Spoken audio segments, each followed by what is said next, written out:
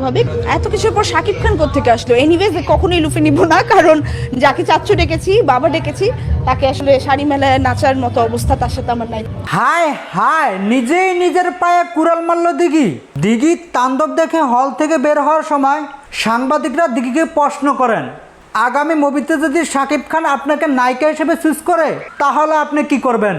উত্তরে দিঘি বললেন, যাকে সারা জীবন আমি চাচ্চু ডেকেছি, যাকে বাবা ডেকেছি, তার সামনে শাড়ি খুলে নাচার অভ্যাস আমার নেই। এই কথা শুনে শাকিব খান এক বিস্ফোরক মন্তব্য করলেন। প্রিয় দর্শক, আজকের ভিডিওটি খুবই ইম্পর্টেন্ট। আজকের ভিডিওটি না টেনে সম্পূর্ণ ভিডিওটি দেখতে থাকুন। এই ঈদে মুক্তি পেয়েছে শাকিব খানের তাণ্ডব। বাংলাদেশের 132টি হলে মুক্তি পেয়েছে শাকিব খানের তাণ্ডব। সবগুলো হলে ছিল হাউসফুল টিকিট না পেয়ে অনেকটা ভোগান্তির শিকার হতে হয়েছে শাকিবিয়ান ভক্তদের। এবার তাণ্ডব দেখতে দিঘি যমুনা সিনেফ্যাক্সে যান। সাংবাদিকরা দিঘিকে প্রশ্ন করেন, আগামী ছবিতে যদি শাকিব খান তোমাকে নায়িকা হিসেবে চুজ করে তাহলে তুমি কি করবে? প্রশ্নের উত্তরে দিঘি বললেন, যাকে সারা জীবন চাচ্চু ডেকেছি, যাকে সারা জীবন বাবা ডেকেছি, তার সামনে শাড়ি খোলার অভ্যাস আমার নেই।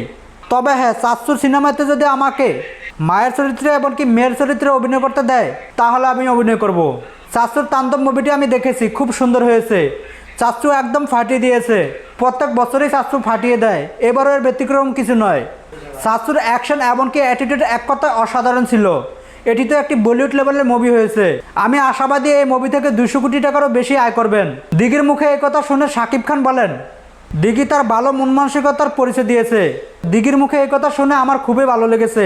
এতে আমি কোনো হতাশ হইনি, বরঞ্চ আরও খুশি হয়েছি। দিঘির জন্য সবসময় ভালোবাসা এমনকি দোয়া থাকবে। আর শাকিব খান হেসে তো বলেই ফেললো, সেই ছোট্ট দিঘি আর এখন ছোট্ট নেই, দিঘি অনেক বড় হয়ে গেছে, কথা বলতে শিখে গিয়েছে, এমনকি সম্মান করতে শিখে গিয়েছে। প্রিয় দর্শক, আপনারা কারা কারা শাকিব খানের তাণ্ডব মুভিটি দেখেছেন, এমনকি কারা কারা দেখবেন, এমনকি যারা যারা দেখেছেন এই মুভিটি আপনাদের কাছে কেমন লেগেছে, আপনার মূল্যবান মতামত আমাদের ভিডিও নিচে থাকা কমেন্টস বক্সে জানাবেন।